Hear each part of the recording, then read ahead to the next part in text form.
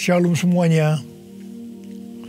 Hari ini adalah Jumat Agung, di mana kita memperingati kematian Tuhan Yesus.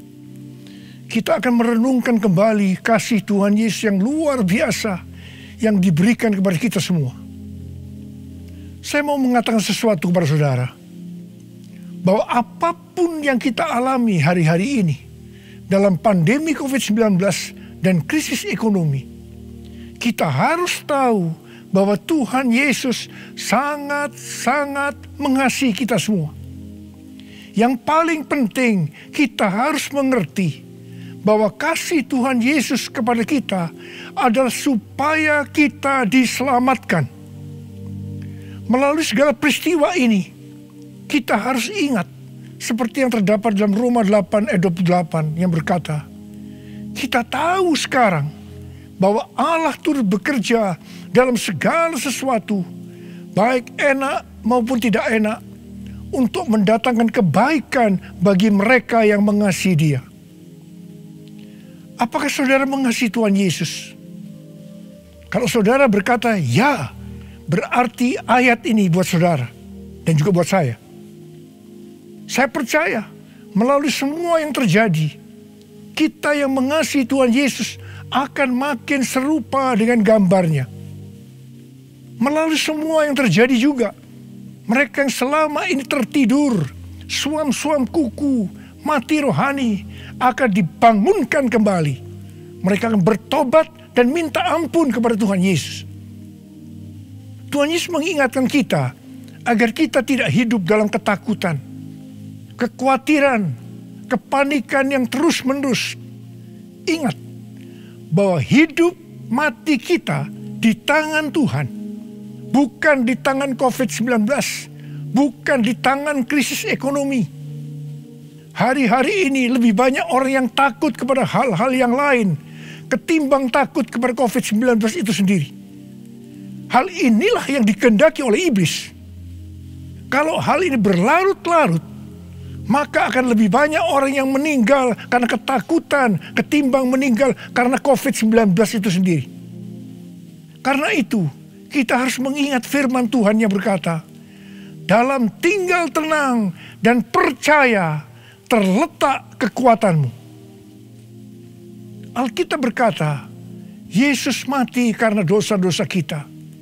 Dia dikuburkan, tetapi pada hari yang ketiga, Dia dibangkitkan. Alkitab berkata, semua orang telah berbuat dosa dan telah kehilangan kemuliaan Allah. Upah dosa ialah maut, mati kekal selama-lamanya, tempatnya di neraka. Neraka adalah tempat yang sangat mengerikan. Jangan sampai masuk neraka. Karena itu, Tuhan Yesus datang ke dalam dunia ini untuk menyelamatkan kita semua. Bagaimana cara Tuhan Yesus menyelamatkan kita? Alkitab berkata, Tuhan Yesus yang tidak mengenal dosa dijadikan dosa oleh karena kita, supaya di dalam Dia, yaitu mereka yang percaya kepada Tuhan Yesus, dibenarkan oleh Allah. Apa arti dari ayat ini? Tadi dikatakan, semua orang telah berbuat dosa dan telah kehilangan kemuliaan Allah. Upah dosa ialah maut, mati. Jadi Tuhan Yesus harus mati menggantikan saudara dan saya.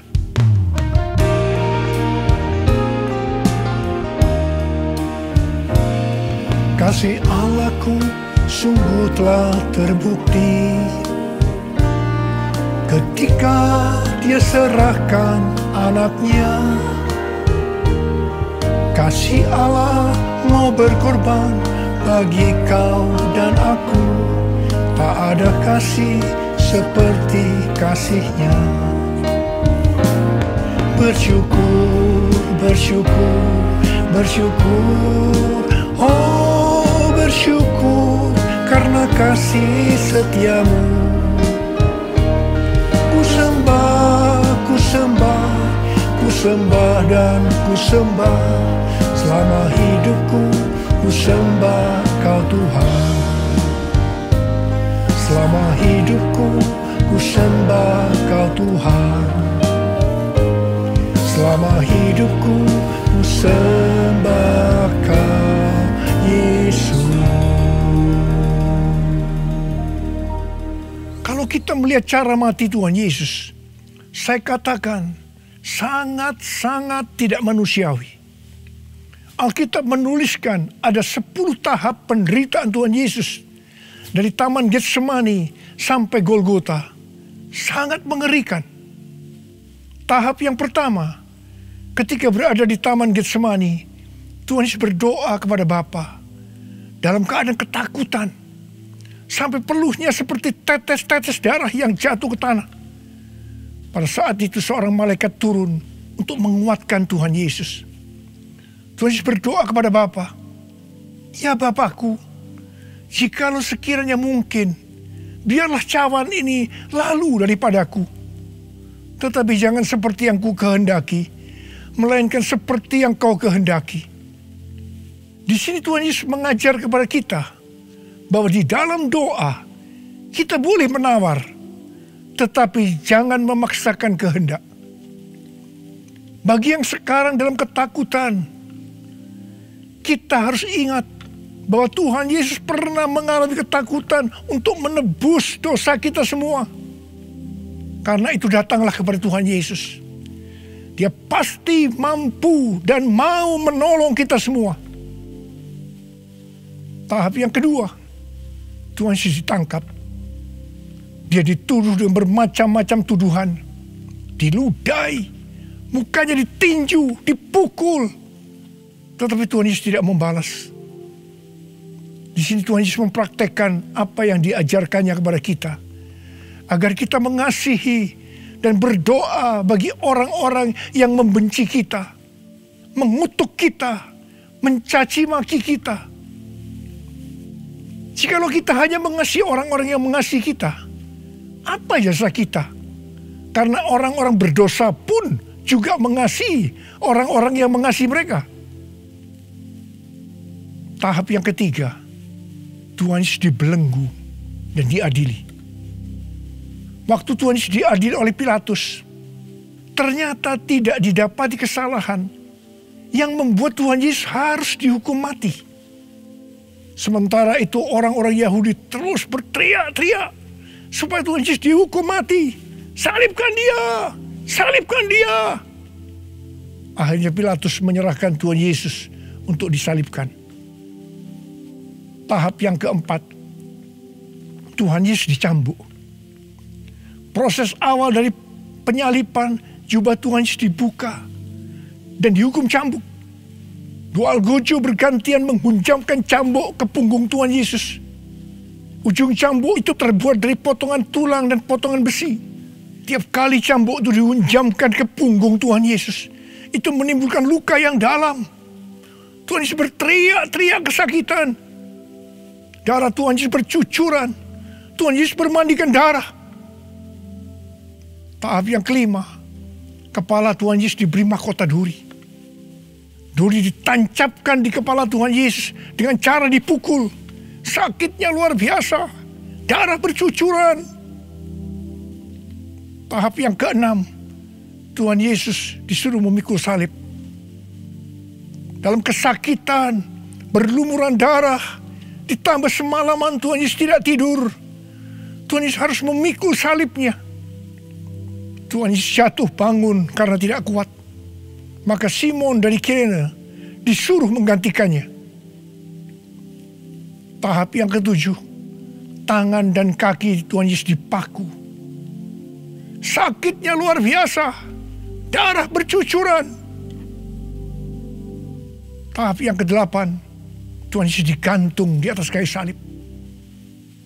Pada saat itu Tuhan Yesus menderita secara lahir maupun batin. Secara lahir dia merasakan sakit yang luar biasa di sekujur tubuhnya. Dan juga merasa sesak karena ada cairan yang menekan jantungnya. Secara batin Tuhan Yesus menderita. Karena Tuhan Yesus melihat semua orang yang lalu lalang menghujat dia. Ahli Taurat, tua-tua, imam-imam menghujat dia. Bahkan salah satu penjahat di sebelahnya juga ikut menghujat. Tahap yang ke-9, Tuhan Yesus merasa ditinggalkan oleh Bapa. Sekitar jam 12 siang sampai jam 3 petang, tiba-tiba langit di sekitar Golgota menjadi gelap. Tuhan Yesus gelisah. Dan dia berteriak, Eli, Eli, lama sabachthani.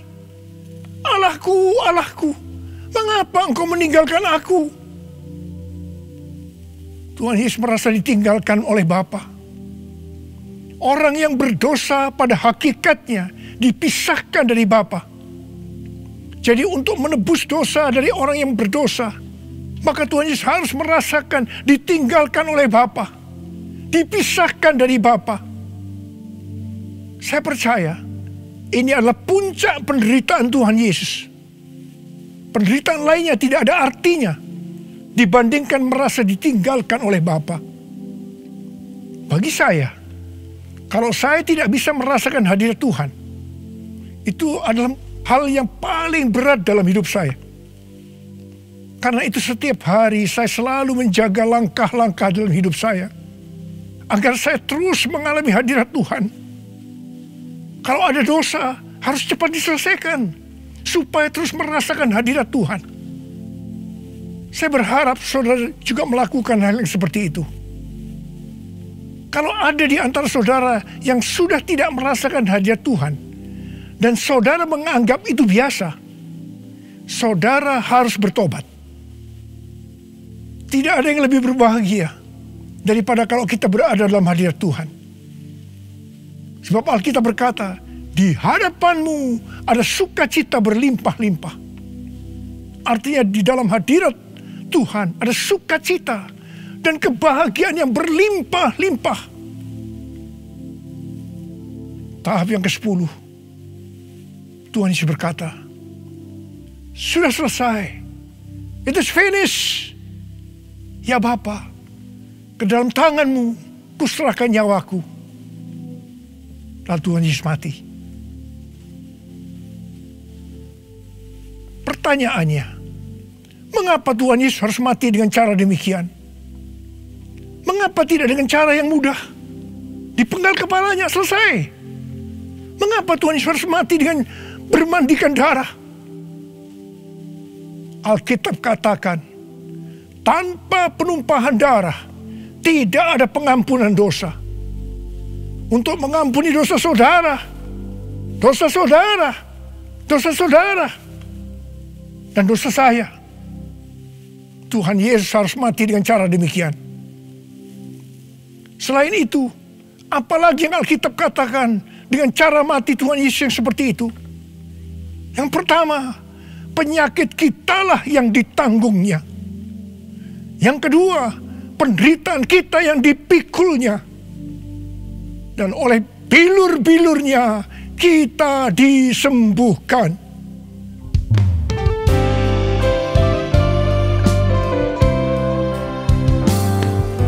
Tak terukur kasih-Mu Yesus, Kau telah mati gantikan diriku. Kau curahkan darah-Mu untuk tebus dosaku. Layaklah Kau Tuhan dipuji dan disembah dengan segenap hatiku. Layaklah Kau Tuhan dipuji dan disembah dengan segenap jiwa ragaku. Dengan segenap jiwa ragaku, dengan segenap jiwa ragaku. Tuhan Yesus mati karena dosa-dosa kita. Dia dikuburkan, tetapi pada hari yang ketiga Dia dibangkitkan. Haleluya! Tuhan Yesus tidak selamanya mati, tetapi pada hari yang ketiga Tuhan Yesus dibangkitkan. Apa yang Alkitab katakan kalau sampai Tuhan Yesus tidak bangkit? Yang pertama, sia-sialah pemberitaan firman Tuhan. Saya di sini memberitakan firman Tuhan tidak ada artinya, sia-sia. Tetapi puji Tuhan, Tuhan Yesus hidup. Tuhan Yesus bangkit. Pemberitaan firman Tuhan menjadi tidak sia-sia. Hal yang kedua, kalau sampai Tuhan Yesus tidak bangkit, sia-sialah kepercayaan kita. Dan kita akan tetap mati di dalam dosa-dosa kita. Demikian juga dengan orang-orang yang mati dalam Tuhan. Mereka akan tetap binasa. Tetapi puji Tuhan, Tuhan Yesus bangkit. Kita tidak akan mati di dalam dosa-dosa kita. Tetapi kita akan bersama-sama dengan Tuhan Yesus selama-lamanya. Haleluya. Hal yang ketiga, kalau sampai Tuhan Yesus tidak bangkit, kita adalah orang-orang yang paling malang dari segala manusia. Tetapi puji Tuhan, Tuhan Yesus bangkit. Kita bukan orang-orang yang paling malang, tetapi justru orang yang paling beruntung dari segala manusia. Ada berapa banyak di antara saudara yang paling beruntung dari segala manusia? Saudara boleh angkat tangan.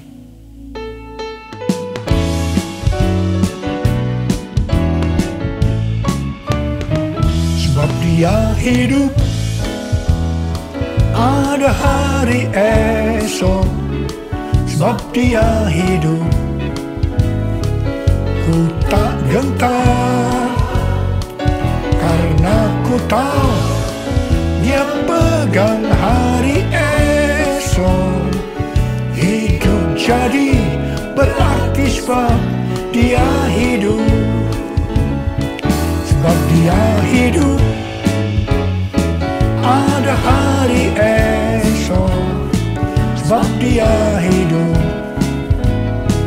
ku tak gentar, karena ku tahu Dia pegang hari esok.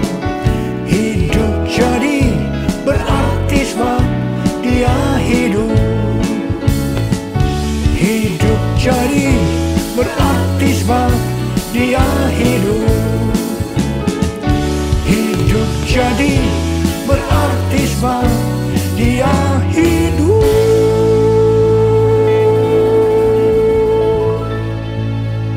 Karena Tuhan Yesus hidup, maka ada hari esok. Karena Tuhan Yesus yang pegang hari esok saudara dan saya, Dia hidup. Dia berkata kepada kita, jangan kamu takut, jangan kamu khawatir, jangan kamu panik. Karena Tuhan Yesus hidup, maka mujizat-mujizat yang dilakukan oleh Tuhan Yesus 2000 tahun yang lalu masih ada sampai dengan hari ini. Orang buta melihat, orang lumpuh berjalan, orang tuli mendengar, orang mati dibangkitkan, orang kusta menjadi tahir, dan kepada orang miskin diberitakan kabar baik.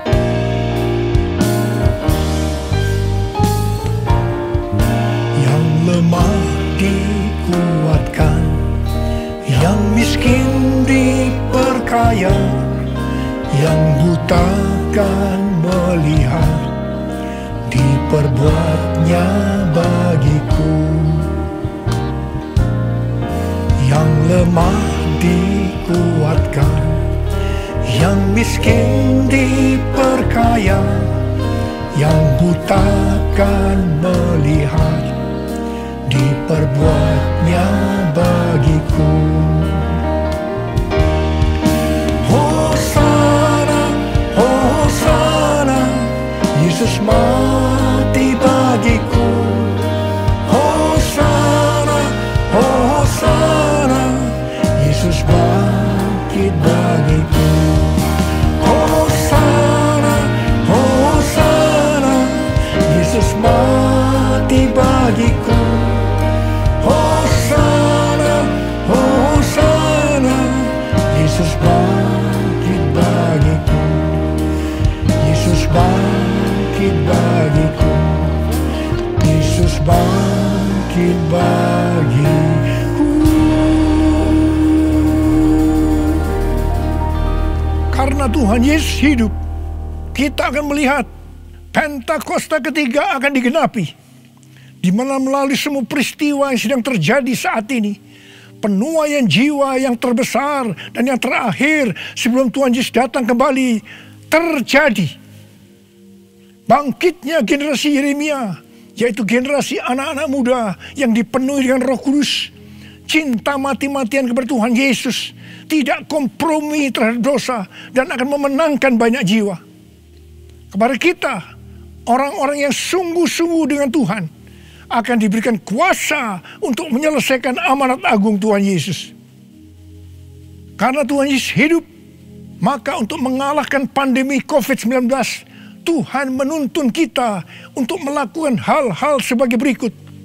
Yang pertama, kita menghardik COVID-19 dan resesi ekonomi dengan berkata, dalam nama Yesus, diam, tenanglah. Yang kedua, kita memperkatakan Mazmur 91 karena kita percaya. Yang ketiga, kita melakukan seperti yang dituliskan dalam 2 Tawarikh 7 ayat 13 dan 14. Yaitu kita harus merendahkan diri, berdoa, mencari wajah Tuhan, dan berbalik dari jalan-jalan yang jahat. Kalau kita melakukan ini, maka Tuhan akan mendengar dari sorga dan akan mengampuni dosa kita semua, serta memulihkan negeri Indonesia yang tercinta. Yang keempat, kita harus bersembunyi barang sesaat lamanya, sampai amarah Tuhan berlalu, sebab Tuhan sedang menghukum penduduk bumi. Yang kelima, gereja-gereja Tuhan harus bersatu untuk membuat mezbah doa dan pujian penyembahan untuk meminta belas kasihan Tuhan. Yang keenam, kita harus melakukan 6M, yaitu yang pertama, memakai masker. Yang kedua, mencuci tangan dengan sabun. Yang ketiga, menjaga jarak. Yang keempat, mengurangi mobilitas. Yang kelima, menghindari kerumunan. Dan yang keenam, melakukan vaksinasi. Karena Tuhan Yesus hidup, maka Tuhan Yesus memberikan tema untuk tahun 2021 sebagai tahun integritas. The year of integrity. Kita harus menjadi orang yang berintegritas. Panutan kita untuk menjadi orang yang berintegritas adalah Tuhan Yesus sendiri. Karena dia adalah the man of integrity. Kalau kita hidup sama seperti Kristus telah hidup, maka kita akan menjadi serupa dengan gambar Yesus, yaitu menjadi orang yang berintegritas. Kita harus ingat bahwa goal kita sebagai orang percaya adalah untuk menjadi serupa dengan gambar Yesus. Hanya orang yang menjadi serupa dengan gambarnya yang akan ikut dalam pengangkatan pada saat Tuhan Yesus datang kembali di awan-awan dan akan membawa kita masuk ke sorga.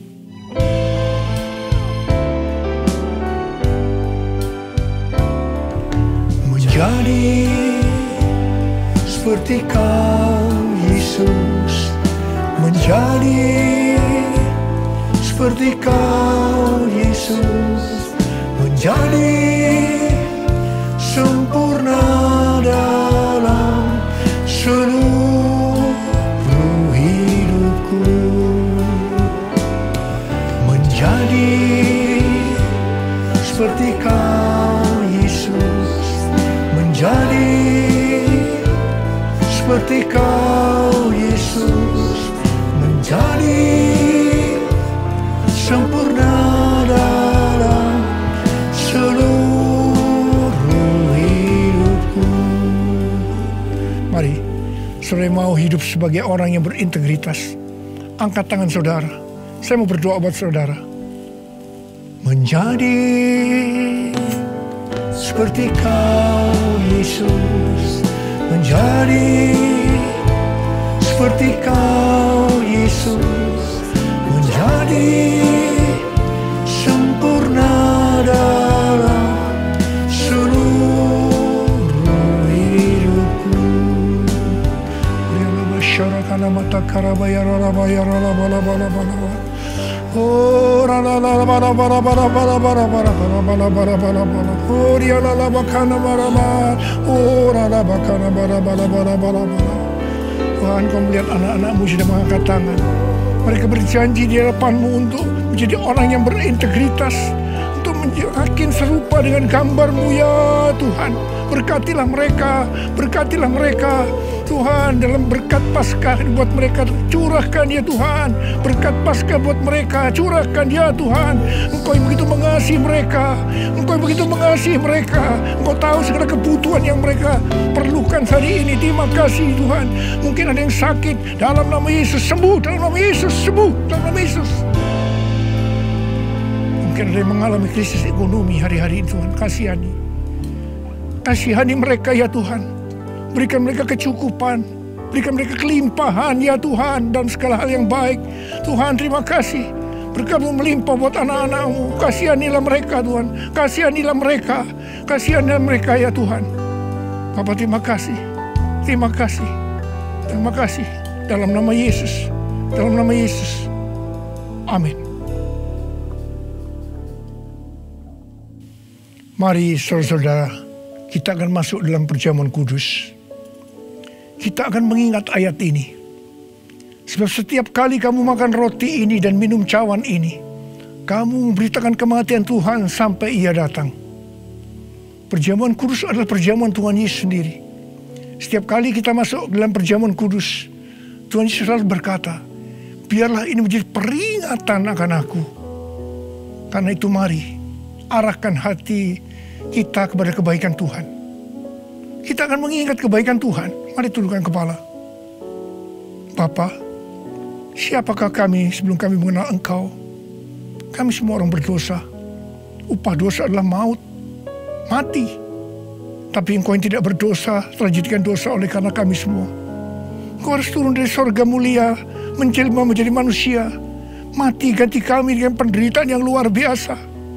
Sungguh ya Bapa, kalau kami pikirkan betapa baiknya Engkau itu. Engkau jadikan kami sebagai anak-anak-Mu. Engkau yang memberkati kami, Engkau yang membela kami, Engkau melindungi, Engkau menyembuhkan kami dari sakit penyakit, Engkau menjaga kami selama pandemi COVID-19 ini. Terima kasih ya Tuhan. Engkau juga tegur kalau kami salah. Itu Engkau ya Abah, itu Engkau ya Abah. Saudara, Tuhan akan memberkati saudara melalui perjamuan kudus. Tapi Tuhan mau kita makan dan minum dengan cara yang benar. Karena itu saya mau mengajak saudara untuk introspeksi. Lihat keadaan dirimu masing-masing. Jangan menyimpan dosa.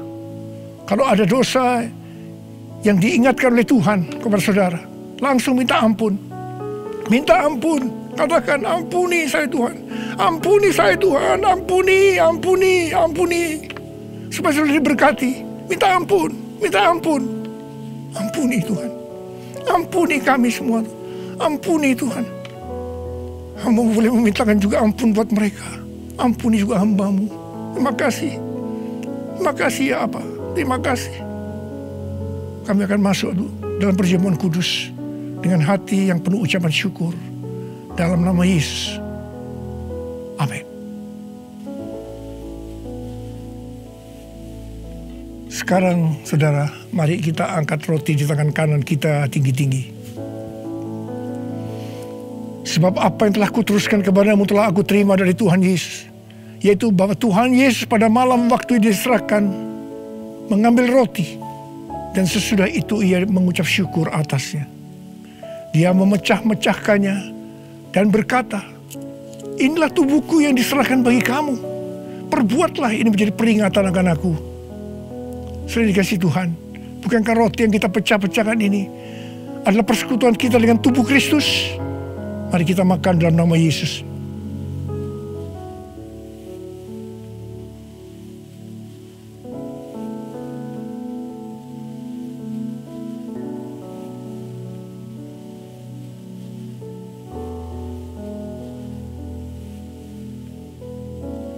Sekarang mari kita angkat cawan di tangan kanan kita tinggi-tinggi. Demikian juga ia mengambil cawan sesudah makan lalu berkata, cawan ini adalah perjanjian baru yang dimutrakan oleh darahku. Perbuatlah ini setiap kali kamu meminumnya menjadi peringatan akan aku. Sudah dikasih Tuhan, bukankah cawan pengucapan syukur yang atasnya kita ucapkan syukur adalah persekutuan kita dengan darah Yesus? Mari kita minum dalam nama Yesus.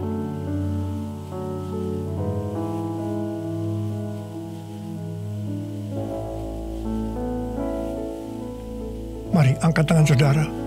Ucapkan syukur dengan suara. Jangan diam. Katakan bersama-sama. Tuhan, terima kasih ya Tuhan. Terima kasih ya Tuhan. Terima kasih. Terima kasih Tuhan. Terima kasih ya Tuhan. Terima kasih. Oh, Engkau baik Tuhan. Sebab Engkau baik. Bahwasanya untuk selama-lamanya kasih setiamu.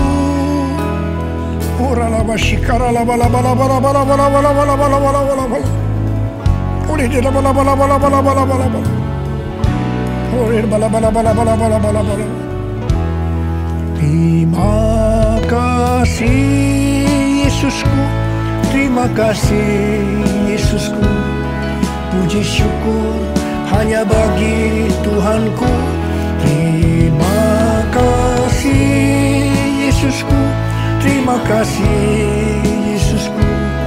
Puji syukur hanya bagi Tuhanku. Terima kasih Yesusku. Terima kasih Yesusku. Puji syukur hanya bagi Tuhanku. Terima kasih Yesusku. Terima kasih Yesusku. Puji syukur hanya bagi Tuhanku. Puji syukur hanya bagi Tuhanku. Puji syukur hanya bagi Tuhanku.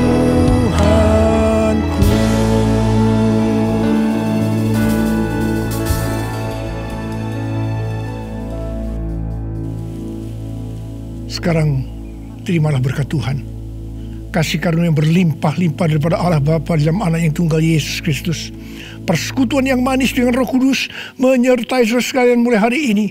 Sampai Tuhan Yesus datang menjemput kita di awan-awan dan bahkan sampai selama-lamanya. Yang percaya bersama-sama katakan amin.